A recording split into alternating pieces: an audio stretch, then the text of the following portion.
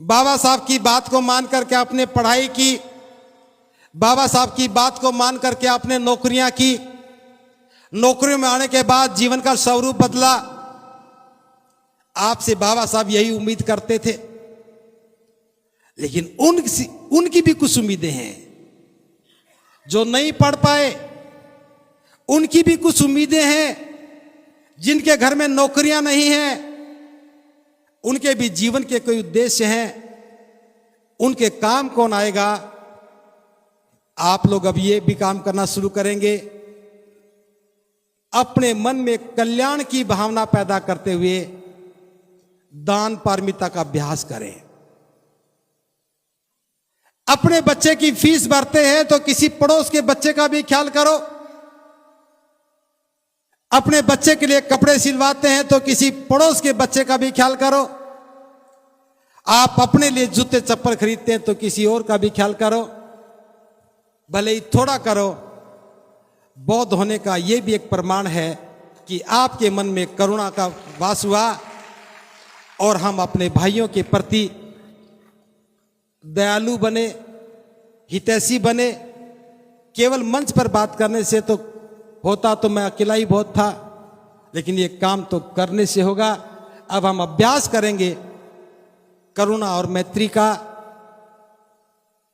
हम जहां पर भी कोई आपदा आती है, आपदा किसी पर भी आए, उसकी जाति नहीं देखनी, वो किस प्रदेश से ये नहीं देखना। हम पूरी मानवता के लिए काम करने वाले लोग हैं। किसी भी प्रकार की आपदा में आपको सहयोगी बनकर के सहायता भिजवानी है। चाहे कहीं बाढ़ आ जाए, चाहे कहीं आगजनी हो जाए, चाहे कहीं और प्राकृतिक आपदा आ जाए, ये बौद्धों का गुण है। बाबा साहब ने भारत में बौद्ध धर्म का भविष्य जो लेख लिखा था उसमें इस बात का जिक्र किया, और बाबा साहब ये चाहते थे कि भारत के बौद्ध भी करुणा और मैत्री के साथ लोगों के कल्याण के लिए काम करें। क्या आप तैयार हैं इस काम के लिए? यह आंदोलन अब एक नए परिवेश में प्रवेश कर रहा है। अपने लक्ष्य की साधना में एक महत्वपूर्ण पायदान पर हम पहुंच चुके हैं और सारे देश के बौद्ध इस विचार को समझेंगे तो वो साथ खड़े होंगे। धम्मभूमि कोई संगठन नहीं है, धम्मभूमि का कोई क्षेत्र नहीं है। इस देश के तमाम संगठन जो बौद्ध धर्म के लिए काम करते हैं, जो बाबा साहब की विचारधारा के लिए काम करते हैं, हम उन सबसे आह्वान करते हैं इस बड़े मुकाम के लिए हम सबको साथ मिलकर के चलना होगा। अपनी पद प्रतिष्ठाएं बरकरार रखते हुए इस आंदोलन में सहभागी बनना होगा, क्योंकि अभी तक वो समस्याएं इसीलिए खड़ी थी कि हमने उनके समाधान के लिए नहीं सोचा। आज हम सोच रहे हैं। हमें जीवन को तराशना है, हमें जीवन को सुंदर बनाना है, हमें कुरीतियों को खत्म करना है, हमें असमानता को खत्म करना है। तो दो चार बातें और करके मैं समापन की ओर आऊंगा। उसके लिए हमारे पास प्रशिक्षण के केंद्र भी तो होने चाहिए। क्या कभी समाज इस बात की आवश्यकता का अनुभव नहीं करता कि उसके पास भी सुंदर से प्रशिक्षण स्थल हो? क्या कभी समाज इस बात की आवश्यकता का अनुभव नहीं करता कि उसके पास योग्य शिक्षक हो? अभी तक मैं देख रहा था कि जब भिक्षु बनने की बात आती थी तो पढ़े लिखे लोगों को लगता था यह काम अनपढ़ लोगों का है। लेकिन मैं बता रहा हूं, इस काम का पढ़े लिखे अनपढ़ से कोई सरोकार नहीं है। यह काम तो जिम्मेदार लोगों का है जो नौकरियों से रिटायर हो गए हैं, एक रिटायरमेंट और ले लो, अपना शेष जीवन इस बाबा साहब की बौद्ध में भारत की परिसंकल्पना के नाम कर दो। अच्छे अच्छे विहार बना करके, भिक्षु बन करके वहां बैठ करके लोगों के आचरण को सुधारने का काम करो। लेकिन आपको लगेगा कि तो मैं आपको आदेश दे रहा हूं, मेरा कोई आदेश नहीं है। मैं तो आपके सामने एक दृश्य उत्पन्न कर रहा हूं, आवश्यकता को बता रहा हूं। इस देश में भिक्षु बहुत सारे हैं, हजारों की संख्या में है, लेकिन जीवन निर्माण का काम करने वाले चंद ही, मुट्ठी में आने वाले मुट्ठी भर लोग, चंद भिक्षु हैं जो लोगों के स्वरूप को, जीवन को बदलने का काम कर रहे हैं। हमें आवश्यकता है कि हजारों भिक्षु संस्कारों को छोड़ करके, कर्मकांडों से बाहर निकल करके एक ही काम करें, वो केवल बौद्ध धर्म का प्रचार करें, लोगों को अच्छे जीवन जीने के लिए प्रेरित करें, उनके जीवन को बदलने में बुद्ध की शिक्षाएं कहां काम आ सकती हैं, उसके लिए मार्ग प्रशस्त करें। इस काम का होना बहुत जरूरी था। इस बात को आप लोगों ने समझा। पिछले वर्ष अक्टूबर के अंतिम दिनों में और नवंबर के शुरू के सप्ताह में पास में, यहां से मात्र 6 किलोमीटर दूर बिलासपुर नगर है, वहां पर एक बहुत बड़ा कार्यक्रम हुआ सामनेर पवज्जा का। उस सामनेर शिविर को हमने खेतों में किया। ऊपर छत नहीं थी, टेंट था। जब रात को सोते थे, सुबह उठते थे तो टेंट में से पानी टपकता था और हम धूप निकलने तक का इंतजार करते थे, कब धूप निकले, कब ये पानी खत्म हो और अगली एक्टिविटी शुरू करें। वहीं से एक विचार ने जन्म लिया कि हमें एक हो बहुत बड़े प्रशिक्षण केंद्र की जरूरत है, बनाना चाहिए। मैं साधुवाद ज्ञापित कर रहा हूं अलीगढ़ की टीम को। भले ही मैं अलीगढ़ के लोगों को कई बार बुरा भी कहता हूं, लेकिन सच बात यह है कि जिनको ज्यादा बुरा कहता हूं वही ज्यादा अच्छा काम करते हैं। मैंने आप लोगों को कभी बुरा नहीं कहा, इसलिए आपने कोई अच्छा काम भी नहीं किया, क्योंकि जो करता है उसे कहा जाता है। यह बात मैंने एनसीआर में रखी, यहां जमीन ढूंढी, उसके बाद आगरा के लोगों को कहा, आगरा के लोग भी तैयार हुए, जमीन ढूंढने लगे, वहां भी जमीन ढूंढ ली। फिर जयपुर का ख्याल आया, जयपुर के लोगों को कहा, उन्होंने जमीन दिखाई, यहां पर भी जमीन देख ली, जयपुर में भी और आगरा में भी। इस मामले में अलीगढ़ के लोगों की मैं तारीफ करता हूं, प्रशंसा करता हूं। आगरा के लोग इंतजार करते रहे कब भंते जी आगे बढ़े, हम साथ खड़े हो जाएं। जयपुर के लोग सोचते रहे भंते जी कहां आकर के इतने बड़े काम में हमें फंसा रहे हैं। और यहां ग्रेटर नोएडा को मैं कुछ नहीं कह सकता, क्योंकि मेरे संपर्क भी सीमित से थे, ना मैं किसी से मिला, ना मैंने कोई ज्यादा बात की।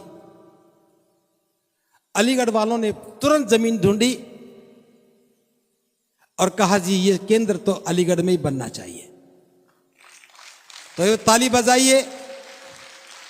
और सबसे बड़ी बात, और जमीन भी ऐसी थी अगर हम चूक जाते तो फिर हाथ में नहीं आने वाली थी, उसका सौदा हो चुका था, बस सुबह और शाम का अंतर था। जरूरत पैसे की थी, रजिस्ट्री तुरंत करवानी थी। तो अलीगढ़ के 5-6 जिम्मेदार धम्मभूमि के कार्यकर्ता आगे आए और अपनी पूंजी दे करके 92 लाख रुपए की जमीन की रजिस्ट्री करवा दी।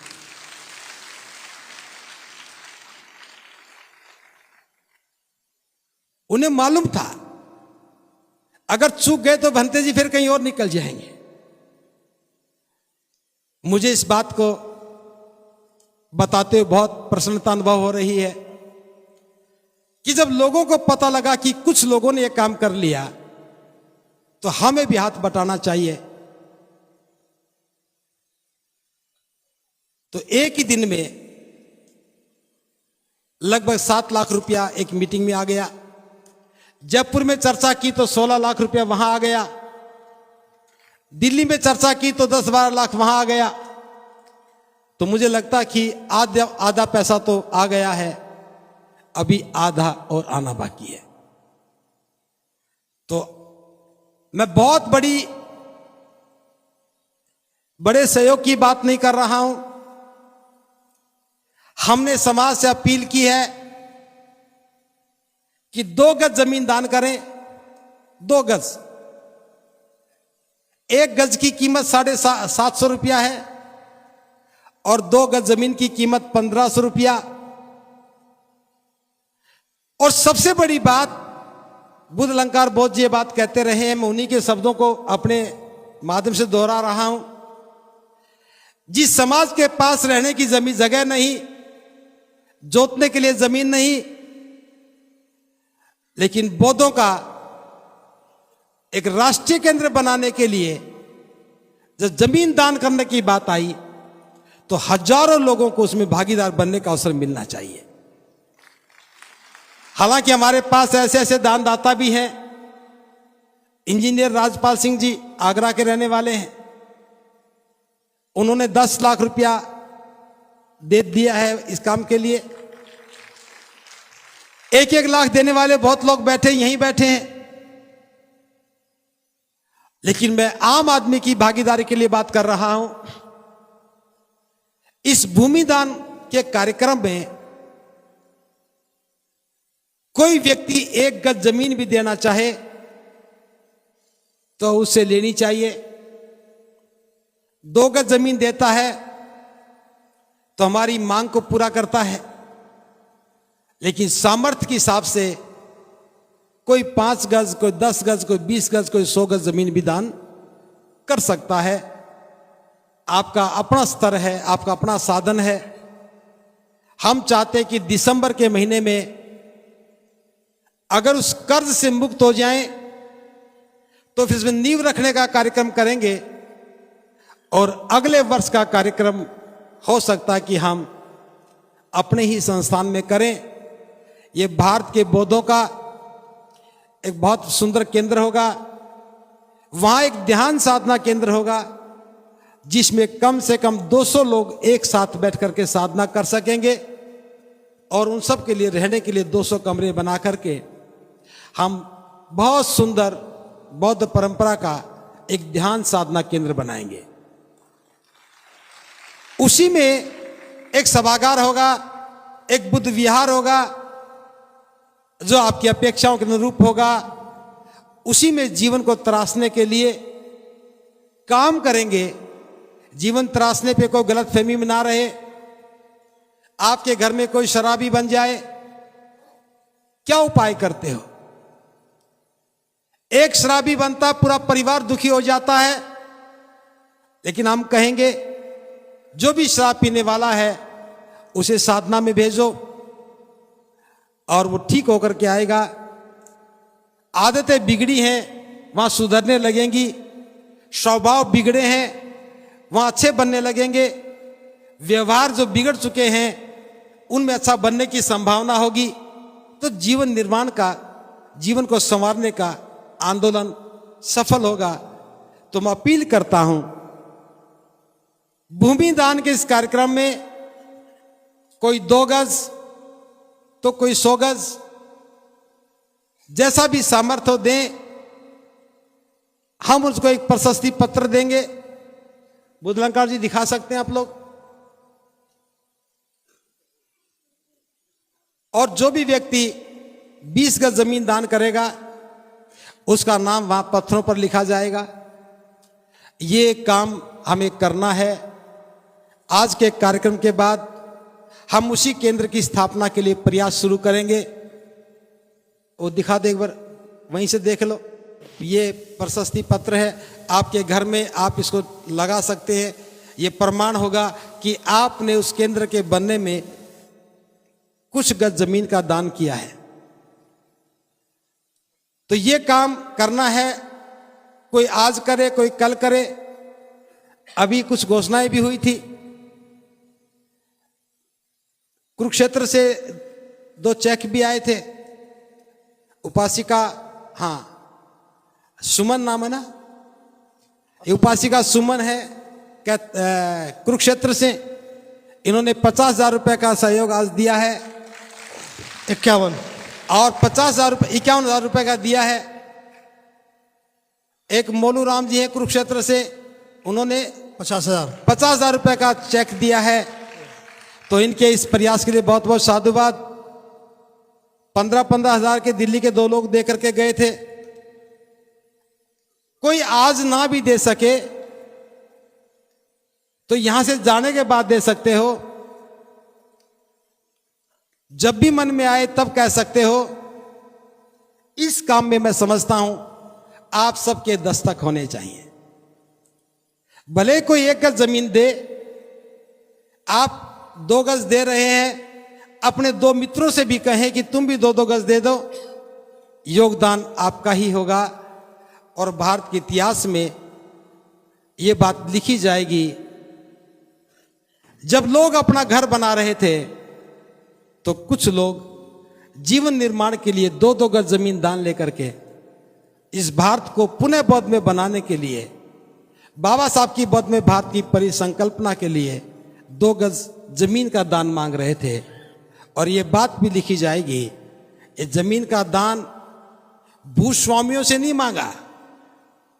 ये जमीन का दान जिनके पास बहुत बड़ी जमीन है उनसे नहीं मांगा।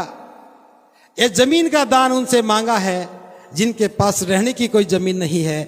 रहने की भले कोई जमीन ना हो, लेकिन जीवन निर्माण के लिए ये काम होना ही चाहिए। तो मैं उम्मीद करता हूं आपके दोनों हाथों की तालियां कलम उठा करके इस निर्माण में भी लग जाएं तो हमारा काम पूरा होगा।